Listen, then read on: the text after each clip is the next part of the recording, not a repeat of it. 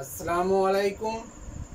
Class 9 তোমাদের আগের ক্লাসে বৃত্তের ক্ষেত্রফলের 23-এর দাগের অঙ্ক পর্যন্ত তোমাদের দেখানো হয়েছিল। আর বড় প্রশ্ন দুটো আছে। আজকে আমরা 24 এবং 25-এর দাগের যে অঙ্কটা আছে সেই অঙ্কগুলো আমরা তোমাদের দেখাবো। দেখো, এই অঙ্কগুলো করার সময় ছবি আঁকতে পারলে অনেকটা অঙ্কটা কী হবে, ছবির সঙ্গে অঙ্কটাকে ক্লিয়ার হয়ে যাবে। তাহলে ছবিটা আঁকতে পারলেই দেখবে অঙ্কটা অনেকটাই তোমার সুবিধা হবে। তাই ছবিটা আঁকার আগে চেষ্টা করবে। বলেছে 24-এ জয়া একটি বর্গাকার বর্গক্ষেত্রের অন্তর্বৃত্ত অঙ্কন করবে। বর্গক্ষেত্র জয়া একটা বর্গক্ষেত্র এঁকেছে, এরকম একটা বর্গক্ষেত্র।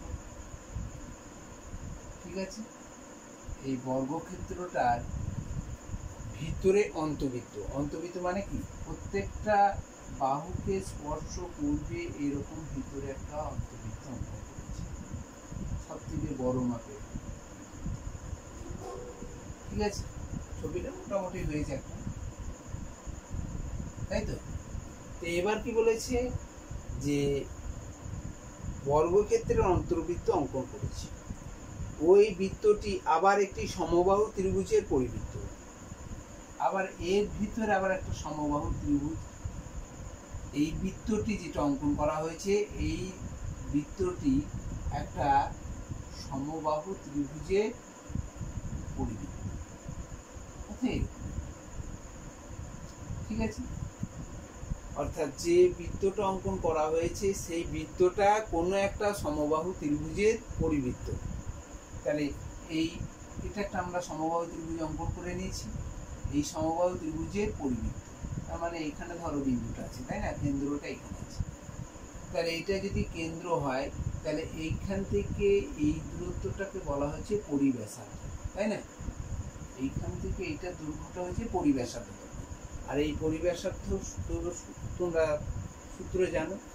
এখন আমাকে বলেছে যে সমবাহু ত্রিভুজের বাহুর দৈর্ঘ্য, যে সমবাহু ত্রিভুজটা, এই সমবাহু ত্রিভুজের বাহুর দৈর্ঘ্য বলে দিয়েছে। বাহুর দৈর্ঘ্যটা বলা আছে সমান 4√3 সেন্টিমিটার। এইটা তোমাকে বলে দিয়েছে। যে সমবাহু যে ত্রিভুজটা হয়েছে সেটা হচ্ছে এই বৃত্তের, এই সমবাহু ত্রিভুজের পরিবৃত্তটা হচ্ছে এই বর্গক্ষেত্রের অন্তর্বৃত্ত। ঠিক আছে, তাহলে দেখো সমবাহু ত্রিভুজের বাহুর দৈর্ঘ্য থেকে আমরা সমবাহু ত্রিভুজের উচ্চতা বা মধ্যমাটাকে নির্ণয় করতে পারবো। এইটা হচ্ছে তার বিন্দু। এখানে হচ্ছে কি, এটা হচ্ছে তোমার এই যে ত্রিভুজটা অঙ্কন করেছে, এই ত্রিভুজের পরিবৃত্ত অঙ্কন করার সময় এটা হচ্ছে পরিকেন্দ্র। ঠিক আছে, এই পরিকেন্দ্র, তাহলে এই যে মধ্যমাটা আছে, এই মধ্যমাটা 2:1 অনুপাতে বিভক্ত করছে, আর দুভাগটা হচ্ছে পরিব্যাসার্ধের দৈর্ঘ্যটা। এখন আমরা উচ্চতাটা নির্ণয় করব। এই সমবাহু ত্রিভুজের উচ্চতা অর্থাৎ মধ্যমাটা সমান কত হবে, উচ্চতার সূত্র, সমবাহু ত্রিভুজ উচ্চতার সূত্র হচ্ছে √3/2 ইন্টু বাহুর দৈর্ঘ্য। বাহুর দৈর্ঘ্য কত আছে দেখো, 4√3। ঠিক আছে, এখন দেখো আমরা তাহলে এটা কাটতে পারি। তাহলে 2 আর √3 গুণ করলে 3, তাহলে 2 গণিত 3 সমান হচ্ছে 6 সেমি। কার দৈর্ঘ্যটা, এই সমবাহু ত্রিভুজের উচ্চতা বা মধ্যমার দৈর্ঘ্যটা হচ্ছে 6 মিটার। এখন পরিব্যাসার্ধটা কোনটা হবে, এইটা হচ্ছে পরিব্যাসার্ধ। তার মানে দুভাগটা হচ্ছে 2:1, মানে হচ্ছে 2/3 অংশটা হচ্ছে পরিব্যাসার্ধের দৈর্ঘ্য, আর 1/3 অংশটা হচ্ছে অন্তঃব্যাসার্ধের দৈর্ঘ্য। আর এই টোটাল দৈর্ঘ্যটা হচ্ছে কত, 6 মিটার। এখানে ধরে নিলাম এটা একটা এডি বাহু আছে। এডিটা যদি 6 মিটার হয় তাহলে এটা ও ধরো, তাহলে এ ওর দৈর্ঘ্যটা কত হবে, অর্থাৎ এ ওটা পরিব্যাসার্ধ। তাহলে পরিব্যাসার্ধের দৈর্ঘ্য হতে হবে পরিব্যাসার্ধের দৈর্ঘ্য। পরিব্যাসার্ধের কত হবে এখানে পরিব্যাসার্ধের দৈর্ঘ্য নির্ণয় করার সময় আমরা বলেছিলাম 2/3 গণিত মধ্যমা, তাই না, মধ্যমা দৈর্ঘ্য। আর যদি পরিব্যাসার্ধ না হয়ে অন্তঃব্যাসার্ধে যদি করা হতো পরিব্যাসার্ধ, তাহলে অন্তঃব্যাসার্ধের দৈর্ঘ্য তাহলে 1/3 গণিত মধ্যমা দৈর্ঘ্য। ঠিক আছে, আমার এখানে পরিব্যাসার্ধ দৈর্ঘ্যটা দরকার, কারণ এটা হচ্ছে একটা পরিকেন্দ্র সমবাহু ত্রিভুজের পরিবৃত্তটা বলে দিয়েছে। তাহলে সমবাহু ত্রিভুজের পরিবৃত্ত বললে পরিব্যাসার্ধ নির্ণয় করব। যদি সমবাহু ত্রিভুজের অন্তবৃত্ত বলতো তাহলে অন্তঃব্যাসার্ধটা নির্ণয় করতাম। তাহলে এটা হচ্ছে একটা পরিবৃত্ত বলে দিয়েছে, তাই না। তাহলে আমরা পরিব্যাসার্ধের দৈর্ঘ্যটা নির্ণয় করব। পরিব্যাসার্ধের দৈর্ঘ্যটা হচ্ছে 2/3 গণিত মধ্যমা দৈর্ঘ্য। মধ্যমা দৈর্ঘ্য তো এইটা উচ্চতা বা মধ্যমা দৈর্ঘ্যটা হচ্ছে 6 মিটার। 6 লিখে দিলাম, 3 2 6 সমান 4 কি সেমি। তাহলে পরিব্যাসার্ধের দৈর্ঘ্য যদি ব্যাসার্ধের দৈর্ঘ্য যদি একটা বৃত্তের, যে এই যে বৃত্তটা পরিবৃত্ত অঙ্কন করেছি, এই পরিবৃত্তের ব্যাসার্ধ যদি 4 সেমি হয়, তাহলে ওই বৃত্তের ব্যাসের দৈর্ঘ্যটা কত হবে। ব্যাসের দৈর্ঘ্যটা তোমরা বুঝতেই পারছো যে পরিব্যাসার্ধের যে দৈর্ঘ্য অর্থাৎ ব্যাসার্ধের যে দৈর্ঘ্য তাকে যদি আমরা 2 দিয়ে গুণ করে দিই, তাহলেই আমরা কি পেয়ে যাব, ব্যাসের দৈর্ঘ্যটা পেয়ে যাবো, তাই না। তাহলে মানে বৃত্তটির ব্যাসের দৈর্ঘ্য পেয়ে যাবো। বৃত্তটির ব্যাসের দৈর্ঘ্যটা কত হবে, 8 সেমি। ঠিক আছে, তাহলে বৃত্তটির ব্যাসের দৈর্ঘ্য দেখো, এই যে বৃত্তটা অঙ্কন করা হয়েছে সেই বৃত্তটির ব্যাসের দৈর্ঘ্যটা কোনটা না, ব্যাসের দৈর্ঘ্যটাই হচ্ছে বর্গক্ষেত্রের এক একটা বাহুর দৈর্ঘ্য, তাই না। তাহলে এখানে বর্গক্ষেত্রের একটি বাহু দৈর্ঘ্য সমান বৃত্তটির ব্যাসের দৈর্ঘ্য, তাই না। ব্যাসের দৈর্ঘ্যটা সমান বর্গক্ষেত্রের বাহুর দৈর্ঘ্যটা বৃত্তটির ব্যাসের দৈর্ঘ্য তো সমান হচ্ছে এখানে। তাহলে বর্গক্ষেত্রের ব্যাসের দৈর্ঘ্য বৃত্তটির ব্যাসের দৈর্ঘ্য কত, 8 সেন্টিমিটার। তাহলে বর্গক্ষেত্রের এক একটা বাহুর দৈর্ঘ্যটা হচ্ছে 8 সেন্টিমিটার। এবার বর্গক্ষেত্রের কি চেয়েছে এখানে, যে বর্গক্ষেত্রটির একটি কর্ণের দৈর্ঘ্য নির্ণয় করো। তাহলে কর্ণের দৈর্ঘ্য মানে হচ্ছে এখান থেকে এই পর্যন্ত দৈর্ঘ্য, তাই না। এই তাহলে বর্গক্ষেত্রের কর্ণের দৈর্ঘ্য সূত্র এবার লিখতে হবে। অতএব বর্গক্ষেত্রের কর্ণের দৈর্ঘ্য, বর্গক্ষেত্রের কর্ণের দৈর্ঘ্য, এই বর্গক্ষেত্রের কর্ণের দৈর্ঘ্য সূত্রই আছে, সেই সূত্র বসিয়ে দেবে, √2 গণিত একটি বাহুর দৈর্ঘ্য, বর্গক্ষেত্রের বাহু দৈর্ঘ্য। ঠিক আছে, √2 ইন্টু বর্গক্ষেত্রের বাহু দৈর্ঘ্য, √2 ইন্টু বর্গক্ষেত্রের বাহু দৈর্ঘ্য। বাহু দৈর্ঘ্য বলতে একটি বাহু দৈর্ঘ্য। ঠিক আছে, তাহলে √2 গণিত বর্গক্ষেত্রের বাহু দৈর্ঘ্য কত, এই তো একটি বাহু দৈর্ঘ্য হচ্ছে 8 সেন্টিমিটার, বর্গক্ষেত্রের বাহু দৈর্ঘ্যটাই হচ্ছে 8 সেন্টিমিটার, আর এত সেন্টিমিটার দেবে। তাহলে এই √2টাকে আগে √2 ইন্টু 8, তার মানে হচ্ছে অমূলদ সংখ্যা, এটা হচ্ছে মূলদ সংখ্যা, আগে মূলদ সংখ্যা তারপর অমূলদ সংখ্যা লিখতে। ঠিক আছে, তাহলে 8√2 সেমি। তাহলে এই বর্গক্ষেত্রের কর্ণের দৈর্ঘ্যটা হবে 8√2 সেন্টিমিটার। ঠিক আছে, তাহলে তোমরা অঙ্কটা বুঝতে পারলে। তাহলে এবার দেখো আমরা এর পরের অঙ্কটায় চলে আসি, 25 দাগের অঙ্কটায় আসি। তাহলে এবার দেখো 25 দাগে যে অঙ্কটা বলেছে, বলছি সুমিত একটি তারকে দুটো অংশে ভাগ করেছে, দিয়ে একটি অংশটাকে বর্গাকারে পরিণত করেছে আর একটাকে বেঁকিয়ে বৃত্তাকারে পরিণত করেছে। বৃত্তাকার তারটি বর্গাকার তারটির যে ক্ষেত্রফল, এদের মধ্যে 33 বর্গ সেন্টিমিটার হচ্ছে বৃত্তাকার তারটির ক্ষেত্রফলটা বেশি। যে বৃত্তাকার তার মানে বৃত্তাকার ক্ষেত্রটি তৈরি করা হয়েছে তার ক্ষেত্রফলটা বর্গাকার ক্ষেত্র থেকে 33 বর্গ সেন্টিমিটার বেশি, তাহলে তারটির প্রকৃত দৈর্ঘ্য কত। আমরা ধরে নিই, মনে করি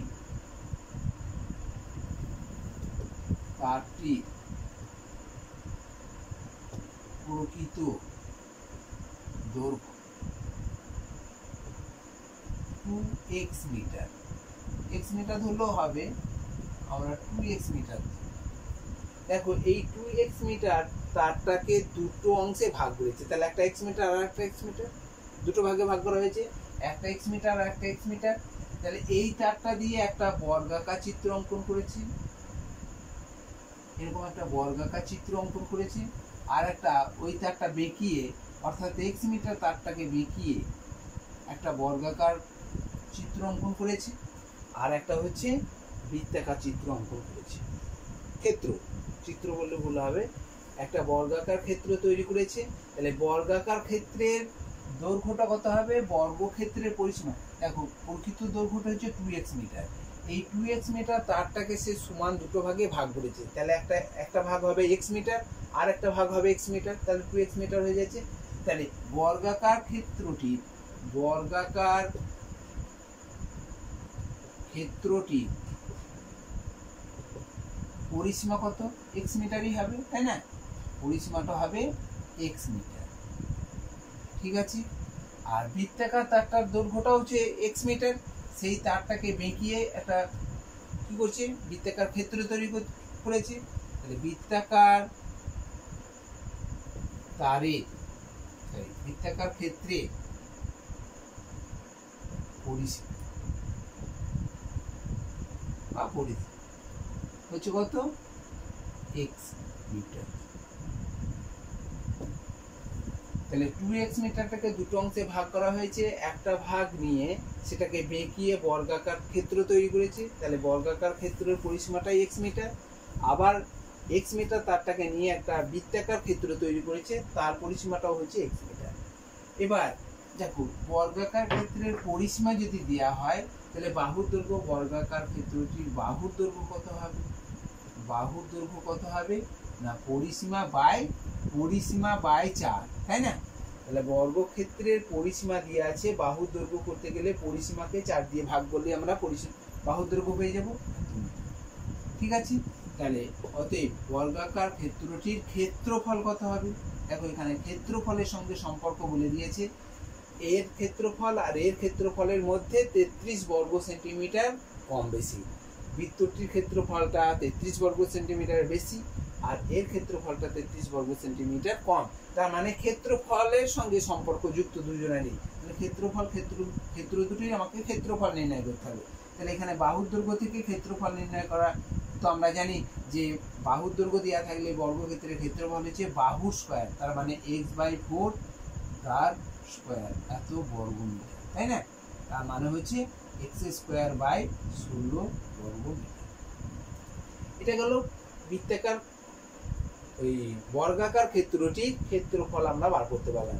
এবার বৃত্তাকার ক্ষেত্রের পরিসীমা বলা হয়েছে, তাহলে বৃত্তাকার ক্ষেত্রের পরিসীমা দেওয়া হচ্ছে, তাহলে তার বৃত্তাকার ক্ষেত্রে তো বাহুর দৈর্ঘ্য হয় না, বৃত্তাকার ক্ষেত্রের কি হয়, ব্যাসার্ধের দৈর্ঘ্য হয়। তাহলে বৃত্তাকার ক্ষেত্রের ব্যাসার্ধ ধরি, এটা ধরে নিচ্ছেন, ধরি বৃত্তাকার ক্ষেত্রের ব্যাসার্ধ হচ্ছে 8 মিটার। তাহলে পরিধি হবে কত, পরিধি বা পরিসীমা, তাই না, বা পরিসীমা। বৃত্তাকার ক্ষেত্রে এই চারিদিকে ঘুরে আসাটাকে বলা হয় পরিধি বা পরিসীমা। তাহলে পরিসীমা সূত্র হচ্ছে 2πr মিটার। তাহলে আমরা লিখতে পারবো না যে শর্তে এই 2πr, এইটাই তো পরিসীমা, তাহলে 2πr মানে হচ্ছে x, তাই না? এটা পরিসীমা 2πr, তাহলে x মিটারটাই হচ্ছে পরিসীমা। তাহলে এখান থেকে আমাকে r বার করতে হবে, তাহলে x/2π, তাই না? তাহলে r সমান x/2 × π মানে 22, আর উপরে দেখো 7 চলে যাবে, তাই না? তাহলে r সমান কত হলো, r সমান হচ্ছে 7x/44 r এর মানটা। তাহলে এখানে rটা পাওয়া গেল, তাহলে তার ক্ষেত্রফলটা কত হবে, অতএব ক্ষেত্রফল কত হবে, ক্ষেত্রফল সমান হচ্ছে πr² বর্গমিটার, তাই না? তাহলে পাই মানে 22/7, আর r বলতে দেখো 7x/44, তাই না? তাহলে 7x/44 আবারও 7x/44, কারণ আর স্কোয়ার আছে, তার মানে 7x/44 এর স্কোয়ার, মানে 7x/44 গণিত 7x/44 বর্গ মিটার। ঠিক আছে, এবার দেখো একটু কাটাকাটি হচ্ছে, এখানে কাটাকাটি করে নাও। 22 একে 22, 22 2 44, দেখো 7 একে 7, 7 একে 7 কেটে দিলাম, তাহলে কত থাকলো 7 আর x গুণ করলে 7x স্কোয়ার। ঠিক আছে, দেখো 7 আর x গুণ করলে 7x স্কোয়ার, আর 44 আর 2 গুণ করলে 88, এত বর্গ মিটার। এবার দেখো বলেছে, তার মানে আমার দুটো ক্ষেত্র, যে একটা বর্গাকার ক্ষেত্র তার ক্ষেত্রফল নির্ণয় করতে পারলাম, আর একটা বৃত্তাকার ক্ষেত্রের পরিসীমা থেকে তার ক্ষেত্রফলটাও আমরা নির্ণয় করতে পারলাম। এখন বৃত্তাকার ক্ষেত্রটির বলেছে যে বৃত্তাকার তারটি দিয়ে যে ক্ষেত্রটি তৈরি করা হয়েছে, বর্গাকার তারটির যে ক্ষেত্রটা তৈরি হয়েছে তার থেকে 33 বর্গ সেন্টিমিটার বেশি, অর্থাৎ বৃত্তাকার ক্ষেত্রের ক্ষেত্রফলটা বেশি। তাহলে আমরা লিখতে পারি যে শর্তে এর ক্ষেত্রফল মাইনাস এর ক্ষেত্রফল, তাই না? তাহলে কি লিখবো,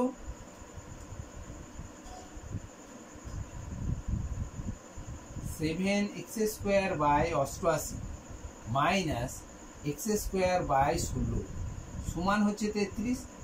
দেখো বৃত্তাকার তারটি দিয়ে যে ক্ষেত্রটি তৈরি করা হয়েছে তার ক্ষেত্রফলটা 33 বর্গ সেন্টিমিটার বেশি, কার থেকে না বর্গাকার ক্ষেত্রটির ক্ষেত্রফল থেকে। তাহলে এর ক্ষেত্রফল মাইনাস এর ক্ষেত্রফল মানে হচ্ছে 33। এখান থেকে আমাকে x এর মানটা বার করতে হবে। আগে লসও করবে, 88 আর 16 লসও করো, কারণ এগুলো লসও করে করতে হবে, তাই না? 88 আর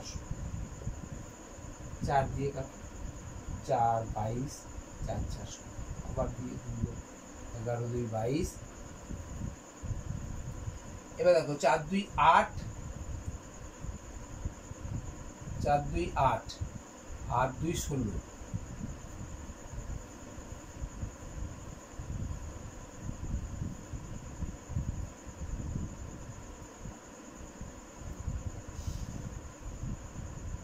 ষোলোকে 11 দিয়ে 16 11 গুণ হলে 176, তাহলে লসগু হচ্ছে 176। ঠিক আছে, তাহলে 176 কে 88 দিয়ে ভাগ করলে ভাগফল হবে 2, তাহলে কত হবে 14, 2 দিয়ে গুণ হবে 14x², এগুলো তো বুঝতে পারছো তোমরা। আর 16 আর এখানে গুণ করলে 11 হচ্ছে, 11 ভাগফল হচ্ছে, তাহলে 11x²। ঠিক আছে, সমান 33। বুঝতে পারছো তাহলে? এবার দেখো, তাহলে 14x² থেকে 11x² বিয়োগ করলে 3x² বাই 176 সমান 33। এখানে আমরা সমাধান করব, তাহলে 3 এর তলায় 1 আছে ধরো, তাহলে 3x² এগুলো সব বা হবে, 3x² সমান আমরা লিখতে পারবো 176 গণিত 33, 176 গণিত 33। এটা আমাকে গুণ করার দরকার নেই, তাহলে 176 গণিত 33 লিখলাম, তাহলে x² সমান কত হবে 176 গণিত 33। তলায় তিনটা তলায় চলে আসবে, কাটাকাটি হবে এবার 11। তাহলে x² সমান কত হলো, x² সমান 176 × 11। তাহলে x সমান কত হবে, বর্গমূল হয়ে যাবে, √, কত হবে √176 × 11। দেখো 176টাকে আমরা ভাঙতে পারি কত, 11 গণিত 16, 11 আর 16টাকে ভাঙলাম, 4 গণিত 4 গণিত 1। ঠিক আছে, তাহলে আমরা এটা লিখতে পারছি। দেখো দুটো 11 আছে, 11 একটা এলো, দুটো 4 আছে, একটা 4 দাও। তাহলে রুটের ভেতরে দুটো 11 থাকার জন্য বাইরে একটা 11 আসলো, আর দুটো 4 থাকার জন্য একটা 4 এলো। তাহলে 11 আর 4 গুণ করলে 11 4 44, 11 4 44। কার মানটা হলো, x এর মানটা। তাহলে এখানে x এর মান হলো 44। আমাদের তারটির দৈর্ঘ্য চেয়েছে 2x, অর্থাৎ তারটির প্রকৃত দৈর্ঘ্য কত, অতএব তারটির প্রকৃত দৈর্ঘ্য কত, এক্স মিটার তো নয়, তারটির প্রকৃত দৈর্ঘ্য 2x মিটার, তাহলে এখানে 2x মানে হচ্ছে 2 গণিত x এর মানটা 44 সমান 88 মিটার। অর্থাৎ তারটির প্রকৃত দৈর্ঘ্য ছিল কত? 44 × 2 সমান 88 মিটার। ঠিক আছে, তাহলে তোমরা বুঝতে পারলে যে এর পরিসীমা থেকে বাহুর দৈর্ঘ্য বার করা, তারপর ক্ষেত্রফল নির্ণয় করা, এর পরিসীমা থেকে ব্যাসার্ধ নির্ণয় করা, দিয়ে এর ক্ষেত্রফল নির্ণয় করা। এর ক্ষেত্রফলটা 33 বর্গ সেন্টিমিটার যেহেতু বেশি, তাহলে এর ক্ষেত্রফল মাইনাস বর্গক্ষেত্রের ক্ষেত্রফল সমান 33, এখান থেকে এক্স এর মানটা বার করা। আর এক্স এর মানটা বার করা মানে হচ্ছে তারটির প্রকৃত দৈর্ঘ্য কিন্তু এক্স মিটার নয়, তারটির প্রকৃত দৈর্ঘ্য 2x মিটার, সেই জন্য 2 × x, এক্স এর মানটা আমরা 44 পেয়েছি, সেই জন্য 88 মিটার। ঠিক আছে, তাহলে এটা তোমরা নিশ্চয়ই বুঝতে পারলে। এরপর আমরা শর্ট প্রশ্নগুলোর দিকে শর্ট প্রশ্নগুলো আমরা আজকে একটু দেখব।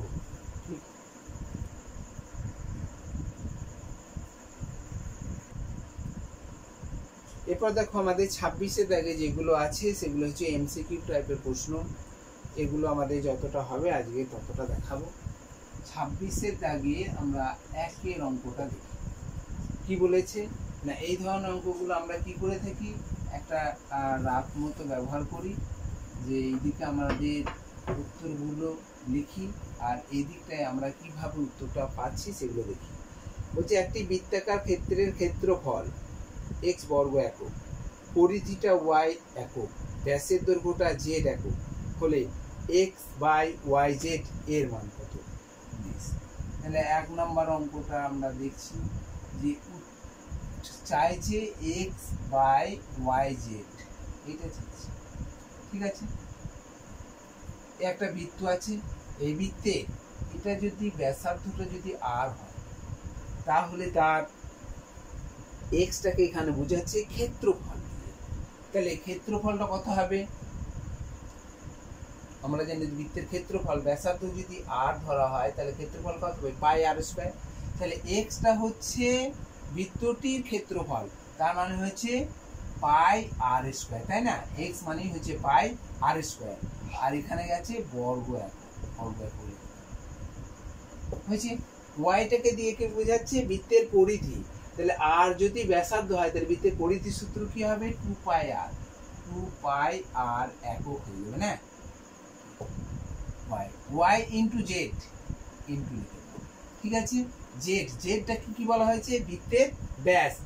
আর যদি ব্যাসার্ধ হয় তাহলে জেডটা বলছে বৃত্তের ব্যাস, তাহলে আর যদি ব্যাসার্ধ হয় তাহলে বৃত্তের ব্যাসের দৈর্ঘ্যটা কত হবে?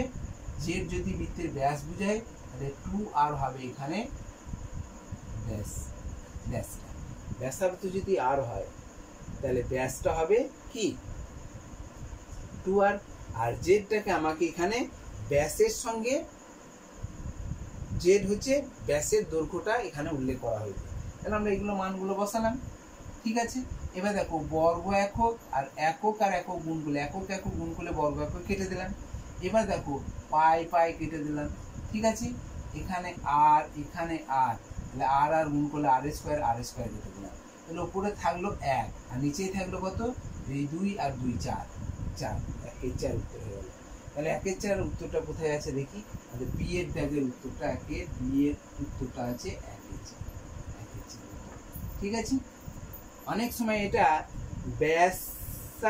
ব্যাসের দৈর্ঘ্যটা জেড না দিয়ে যদি জেডটা যদি বলা হয় যে ব্যাসার্ধ, তাহলে তুমি এখানে শুধু আর লিখবে, 2r হবে না, এখানে ব্যাস বলে 2r হয়েছে। যদি জেডটা ব্যাসার্ধ বলে দেওয়া থাকতো তাহলে আর হতো, তাহলে উত্তরটা হয়ে যেত 1-এর 2 হয়ে যেত। ঠিক আছে, এবার দেখো 2-এর অঙ্কটা কি বলেছে।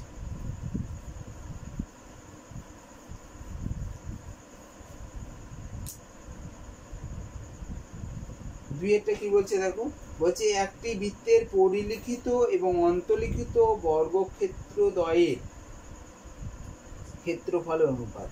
একটি বৃত্ত, এই বৃত্তটি পরিলিখিত বর্গক্ষেত্র, পরিলিখিত মানে বাইরে নাকি,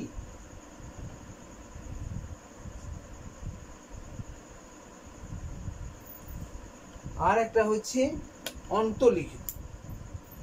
অন্তলিখিত, তার মানে এর ভিতরে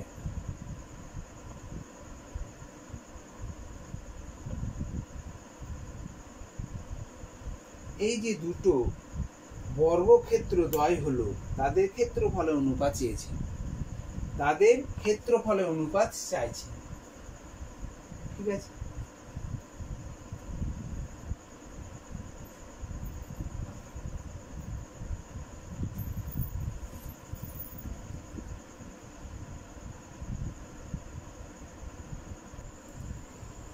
দেখো তাহলে দুইয়েরটা বলেছে একটি বৃত্তের পরিলিখিত আর অন্তলিখিত। তাহলে বৃত্তটা অঙ্কন করেছি, বৃত্তটা পরিলিখিত বর্গক্ষেত্র মানে বাইরে থেকে বর্গক্ষেত্রটা, আর অন্তলিখিত বর্গক্ষেত্র মানে বৃত্তের ভিতরে বর্গক্ষেত্রটা।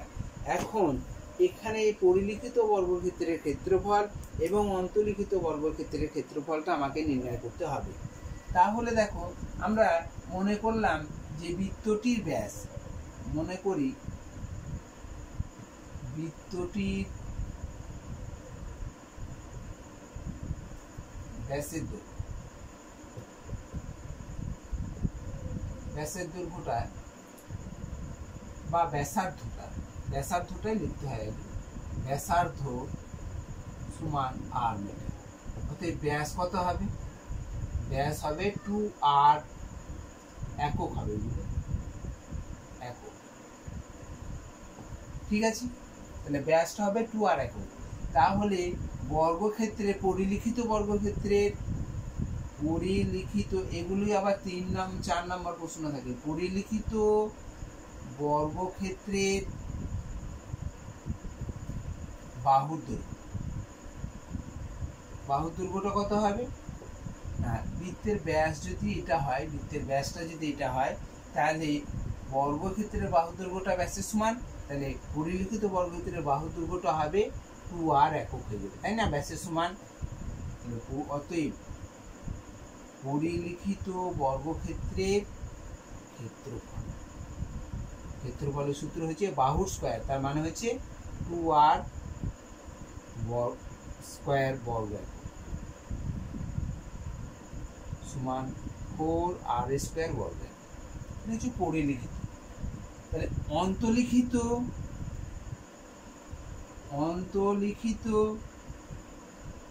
বর্গক্ষেত্রের, দেখো অন্তলিখিত মানে এই বৃত্তটা, এই বৃত্তটার ব্যাসের দৈর্ঘ্যটা বর্গক্ষেত্রের কর্ণের দৈর্ঘ্যটা সমান, তাই না? তাহলে অন্তলিখিত বর্গক্ষেত্রের কর্ণের দৈর্ঘ্য সমান বৃত্তটির ব্যাস, তাই না? বৃত্তটির ব্যাস সমান কত? 2r, ব্যাস সমান তো 2r, এত একক। তাহলে বর্গক্ষেত্রের কর্ণের দৈর্ঘ্য হচ্ছে 2r একক। তাহলে বর্গক্ষেত্রের কর্ণের দৈর্ঘ্য সূত্র তো আমাদের জানা আছে যে √2 ইন্টু বাহু, বাহু বলতে বাহুর দৈর্ঘ্য, তাহলে 2r একক। তাহলে বাহুর দৈর্ঘ্য কত হবে? বাহু সমান 2r বাই √2 একক। তাহলে ক্ষেত্রফল কত হবে? ক্ষেত্রফল সমান এর স্কয়ার, অর্থাৎ এটার স্কয়ার মানে হচ্ছে 2r বাই √2, তার স্কয়ার হয়ে যাবে, তাই না? তার মানে হলো 4r স্কয়ার বাই √2 এর স্কয়ার মানে হচ্ছে 2, 2 কেটে যাবে, তাহলে 2r স্কয়ার, তাই না? 2r স্কয়ার বর্গ। ঠিক আছে, তাহলে দুটোর ক্ষেত্রফল আমাদের পাওয়া গেল। এবার তাদের অনুপাত চেয়েছি, অনুপাতটা পরিলিখিত আর অন্তলিখিত।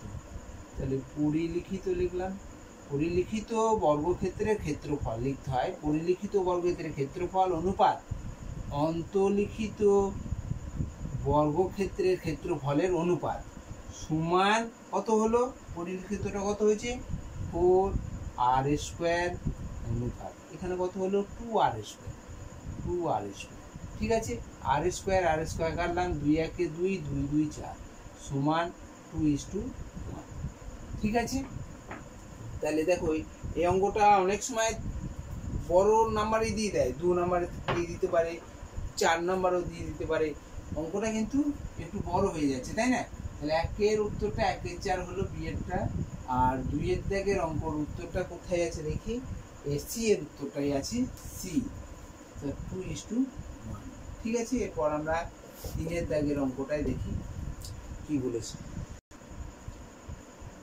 3 দেখো বলেছে যে একটি বৃত্তাকার ক্ষেত্রের পরিধি এবং ক্ষেত্রফলের সাংখ্যমান সমান। সাংখ্যমান মানে হচ্ছে যে একক থাকবে না, শুধুমাত্র সংখ্যার মানটা থাকবে।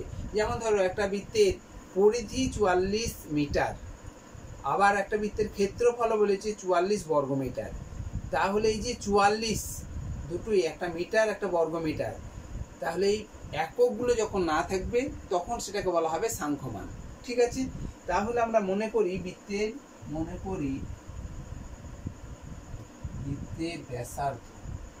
ব্যাসার্ধটা কত হবে? ব্যাসার্ধটা আর একক হবে। তাহলে অতএব বৃত্তের পরিধি কত হবে? পরিধি হবে 2πr একক, তাই না? আর বৃত্তের ক্ষেত্রফল কত হবে? ক্ষেত্রফল হবে πr² বর্গ একক। সাংখ্যমান মানে হচ্ছে এই এককগুলো থাকবে না, এই এককটা থাকবে না, মানে সংখ্যায় সমান হবে। তাহলে 2πr সমান πr², এই এককগুলো লেখা হবে না, তার মানে এই দুটো সমান হয়েছে। তাহলে এখানে লিখবে সাংখ্যমান সমান মানে হচ্ছে এই এককগুলো একক থাকবে না, 2πr সমান πr²। ঠিক আছে, আমরা লিখলাম πr² সমান 2πr লিখতে পারি। দেখো দুজনেরই তো ব্যাসার্ধটা আর, তাহলে ব্যাসার্ধ আর যেহেতু, তাহলে দুজনেরই সমান, তাহলে এই আরটা কাটতে পারবো, তাই না? আরটা আমরা কাটতে পারলাম। তাহলে এখানে আর, এখানে r², তাহলে একটা আর থাকবে। এখানে পাই, এখানে পাই কেটে দিলাম। তাহলে r সমান কত হলো? 2। r সমান 2, তাহলে ব্যাসার্ধ কত ধরেছে? আর, তাহলে ব্যাসার্ধটা আর মানে হচ্ছে 2। এখানে চেয়েছে যে ওই বৃত্তের পরিলিখিত বর্গক্ষেত্রের কর্ণের দৈর্ঘ্য। তাহলে এখানে বর্গক্ষেত্রের কর্ণের দৈর্ঘ্য মানে হচ্ছে পরিলিখিত যদি হয় তাহলে যে এরকম পরিলিখিত বর্গক্ষেত্র। ঠিক আছে, তাহলে ব্যাসার্ধ যদি আর হয় তাহলে ব্যাস কত হবে? ব্যাস সমান 2 × 2 সমান 4, তাই না? 4 হবে, 4 একক। তার মানে ব্যাসটা যদি 4 হয় তাহলে বাহুর দৈর্ঘ্য, বর্গক্ষেত্রের বাহুর দৈর্ঘ্যটা কত হবে? বর্গক্ষেত্রের বাহুর দৈর্ঘ্যটা কত হবে? বাহুর দৈর্ঘ্যটা হবে 4 একক। কারণ এখানে ব্যাসার্ধ এই সব একক দিয়ে আছে, তাহলে বর্গক্ষেত্রের বাহুর দৈর্ঘ্যটা হবে 4 একক। তাহলে এটা হচ্ছে একটা পরিলিখিত বর্গক্ষেত্র, মানে বৃত্তের বাইরের দিকে বর্গক্ষেত্র যেটা হলো, তাহলে তার একক, তার বাহুর দৈর্ঘ্যটা হচ্ছে 4 একক। এখানে উত্তরটা কোথায় আছে?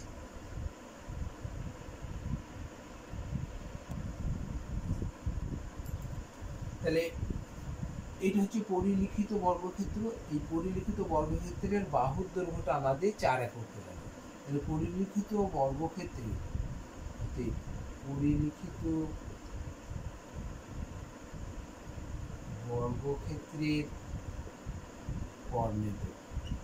কর্ণের দৈর্ঘ্য সূত্র হচ্ছে যে √2 × বাহুর দৈর্ঘ্য, অর্থাৎ বাহুর দৈর্ঘ্যর সঙ্গে √2 গুণ।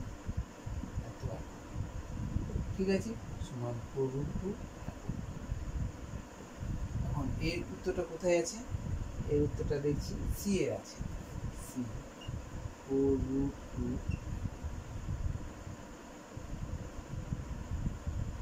ঠিক আছে, এরপর দেখো 4-এরটা দেখো।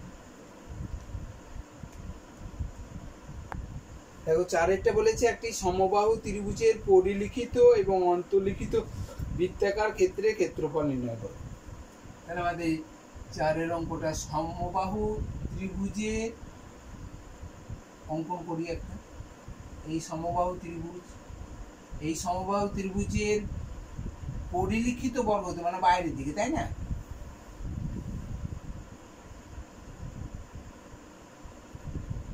বৃত্ত, এইটা হচ্ছে তার ব্যাসার্ধ, কেন্দ্র এটা, এইটা তার ব্যাসার্ধ, তাই না? আর একটা হচ্ছে ভিতরের দিকে যে বৃত্তটা অঙ্কন করা হবে এবং প্রত্যেকটা বাহুকে স্পর্শ করবে এরকম বৃত্ত অঙ্কন করলে সেটাকে বলা হবে অন্তবৃত্ত। তাহলে এটা হচ্ছে অন্তবৃত্ত, এইটার দৈর্ঘ্যটা হচ্ছে তার ব্যাসার্ধ, এইটা তার ব্যাসার্ধ। এটা তো আমরা জানি যে একটা সমবাহু ত্রিভুজ যেটাকে বলা হয় মধ্যমা, আর এই মধ্যমাটা দৈর্ঘ্যটা হচ্ছে আমরা ধরে নিলাম এডিটা মধ্যমা, আর এ ওটা হচ্ছে কেন্দ্র। কি কেন্দ্র না, এটা সমবাহু ত্রিভুজের পরিকেন্দ্র, এটাই সমবাহু ত্রিভুজের অন্তকেন্দ্র, এটাই ভর কেন্দ্র, সমবাহু ত্রিভুজের সবগুলোই এক। এটা হচ্ছে লম্ববিন্দু সব। তাহলে এই এ ও দৈর্ঘ্যটা আমাকে বার করতে গেলে কি করতে হবে, এ ওটা হচ্ছে পরিবৃত্তের ব্যাসার্ধ। পরিবৃত্তের ব্যাসার্ধ কত হবে, পরিবৃত্তের ব্যাসার্ধ 2:1 অনুপাতে বিভক্ত, কোনো কিছু লিখছি না, কারণ আমরা এ ও আর ওডি এর অনুপাতটা আমরা জানি 2:1, কারণ আমরা জানি যে এটা একটা ভর কেন্দ্র, আর এই ভর কেন্দ্র মধ্যমাকে 2:1 অনুপাতে বিভক্ত করে, এগুলো তো তোমরা জানো। তাহলে পরিবৃত্তের ব্যাসার্ধের সূত্র হচ্ছে কত না 2/3 গণিত এডি, তাই না, এখানে এডি। তাহলে পরিবৃত্তের ব্যাসার্ধ যদি 2/3 এডি সমান হচ্ছে 2AD/3, অতএব পরিবৃত্তের ক্ষেত্রফল কত হবে, ক্ষেত্রফলের অনুপাত চেয়েছে, ক্ষেত্রফল কত হবে না 2AD/3 তার স্কয়ার। ঠিক আছে, এত বর্গ একক হবে। অন্তবৃত্তের ব্যাসার্ধ কোনটা, ব্যাসার্ধ কত হবে, অন্তবৃত্তের ব্যাসার্ধটা হবে 1/3 গণিত এডি, তাই না, 1/3 গণিত এডি সমান AD/3। দেখো একে এডি দিয়ে গুণ করলে এডি হবে আর 3, তাহলে AD/3 একক। অন্তবৃত্তের ক্ষেত্রফল কত হবে, ক্ষেত্রফলটা হবে AD/3 তার স্কয়ার, বর্গ একক। ঠিক আছে, এখন পরিবৃত্তের ক্ষেত্রফলটা আর অন্তবৃত্তের ক্ষেত্রফলের অনুপাত চেয়েছে। তাহলে পরিবৃত্তের ক্ষেত্রফল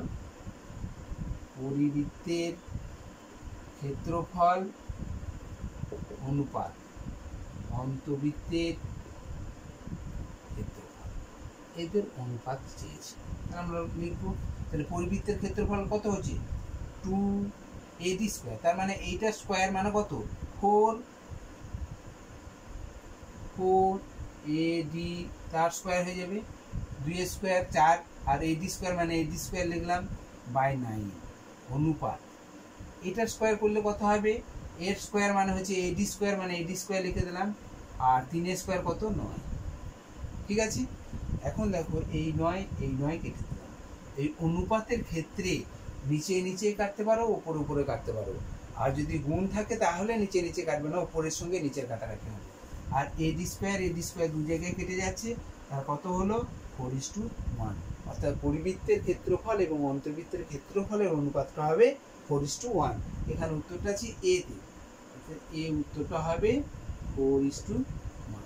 এরপর আছে 5-এর দাগের বলেছে একটি বলয়াকৃতি লোহার পাতের অন্তর্ব্যাস এবং বহির্ব্যাস দিয়ে আছে। তাহলে একটা বলয়ের আকৃতির একটা আমাকে ছবি আঁকতে হবে, এরকম একটা ছবি আঁকলাম। ঠিক আছে, বলয় মানে হচ্ছে বাইরের ব্যাসার্ধ আর ভিতরের ব্যাসার্ধ থাকবে, এইরকম একটা, তার মানে বালার মতো, এরকম তোমাদের অঙ্ক করিয়েছি আমি এরকম। ঠিক আছে, তাহলে বাইরের দিকে ব্যাসার্ধ আর ভিতরের দিকে ব্যাসার্ধ থাকলে সেটা হচ্ছে বলয়াকৃতি চিত্র হয়। তাহলে এইরকম একটা পাতের অন্তর্ব্যাস হচ্ছে 20 সেমি,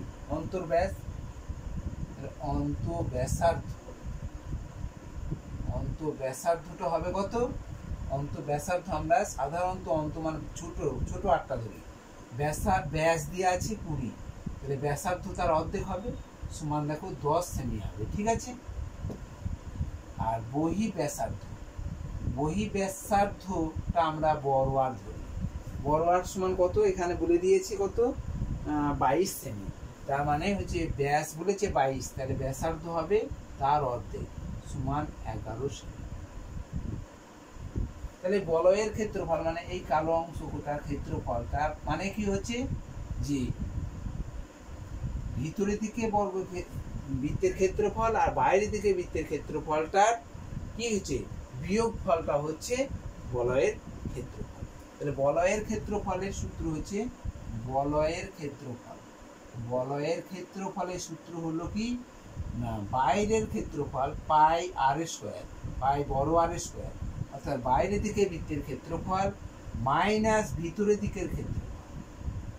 ঠিক আছে, তাহলে বলয়ের ক্ষেত্রফল মানে হচ্ছে কি না বাইরের যে বৃত্তটা তার ব্যাসার্ধটা বড় আর, তাহলে তার ক্ষেত্রফল পাই আর স্কয়ার, আর ভিতরের দিকের ক্ষেত্রফলটা হচ্ছে ছোট পাই ইন্টু ছোট আর স্কয়ার। ঠিক আছে, এটা হচ্ছে বলয়ের ক্ষেত্রফল। তাহলে এখান থেকে আমরা লিখতে পারবো পাই কমন নিতে পারি, তাহলে বড় আর স্কয়ার মাইনাস ছোট আর স্কয়ার লিখতে পারি, তাই না? দেখো পাই মানে 22/7, পরে লিখছি পাই ইন্টু কত আর স্কয়ার মাইনাস ছোট আর, মানে এটা হচ্ছে এ স্কয়ার মাইনাস বি স্কয়ার সূত্র, তাহলে আর প্লাস আর ইন্টু আর মাইনাস আর। ঠিক আছে, তোমরা যদি স্কয়ার করে বসিয়ে দাও তাহলেও হবে। এবার আমরা মানগুলো বসাবো, 22/7 গণিত কত হবে আর প্লাস আর মানে কত, আর বলতে এখানে কত 11 বড় আর ছোট আরটা হচ্ছে কত 10। ঠিক আছে, তাহলে 11 বিয়োগ 10, এখানে কি হবে একক, ক্ষেত্রফল হচ্ছে বর্গ একক, তার মানে হচ্ছে 22/7 গুণ এটা গুণ করলে দেখো 21 হচ্ছে, আর 11 থেকে 10 বিয়োগ করো দেখো 1 হচ্ছে, এত বর্গ একক। সেমি আছে, সেমি বর্গ সেমি।